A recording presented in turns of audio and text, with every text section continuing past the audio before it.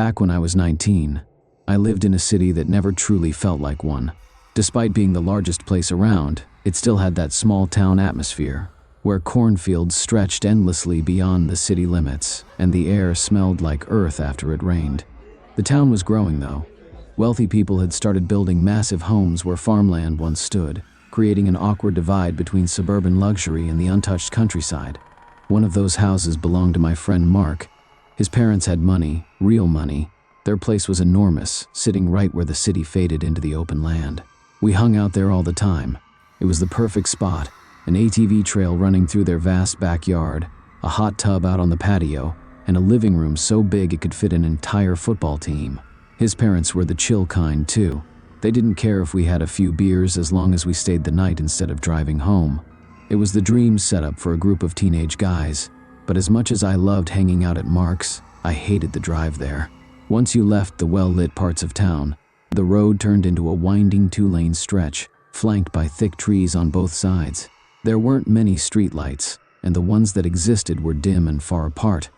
To make it worse, the road passed by one of the largest cemeteries in the city. Even though I didn't believe in ghosts, I always felt uneasy driving past that place, especially at night. Something about it made my skin crawl. I'd always gun it through that stretch, blasting music to drown out the creeping dread that settled in my chest. It was a warm spring night, around 10 when it happened.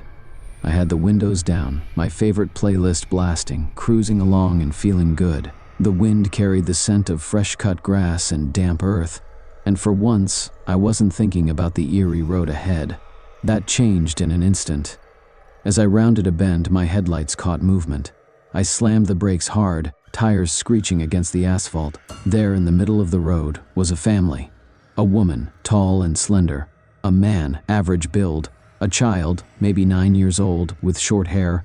I couldn't tell if they were a boy or a girl. The woman was pushing a stroller.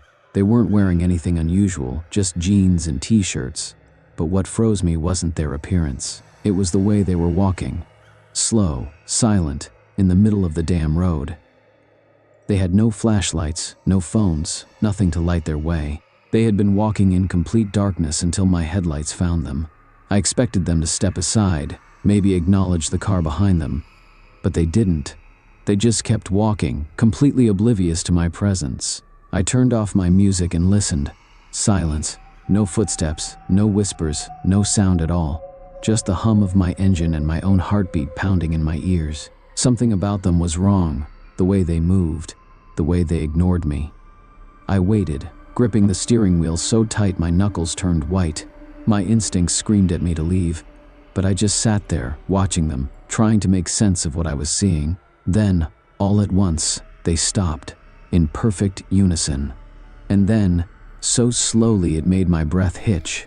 They turned to face me. My blood turned to ice. My headlights illuminated their faces, but even now, I can't remember what they looked like. Maybe I blocked it out. Maybe my brain refused to process it, but I do remember the feeling that washed over me. Dread. Pure, suffocating dread. I didn't wait. I threw the car into reverse, tires screeching as I backed up fast. My hands were shaking. My chest felt tight, my breath coming in short gasps. I didn't look away. I couldn't.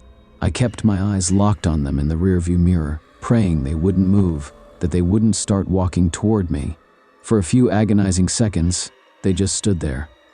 Then, as I whipped the wheel and executed the sloppiest U-turn of my life, I caught one last glimpse of them. The stroller. It was empty. I didn't care. I floored it, gravel kicking up behind me as I sped away. I didn't slow down until I hit a main road, the streetlights casting familiar pools of light on the pavement. Only then did I let out the breath I hadn't realized I was holding. I checked my mirrors the whole way back. Nothing. They were gone. When I finally made it to Mark's house, I was shaking. I told him and his parents what had happened, expecting them to laugh it off. Instead, they just stared at me. Mark's dad exchanged a look with his wife, then shook his head and muttered something under his breath. I pressed him for answers, but he just waved me off. I never took that road again. Whenever I had to drive to Mark's after dark, I took the long way around, even if it added 20 minutes to my trip. I didn't care. I wasn't risking it. I've told this story a handful of times since that night. Some people laugh, say I imagined it. Others get quiet, like they've heard something similar before. But no one ever has an explanation. And honestly, I don't want one. I've replayed that night 1,000 times, trying to rationalize it. Maybe it was a prank. Maybe it was something worse. Or maybe it was something else entirely. I tell myself it was just some weirdos messing around. That's the only way I can sleep at night.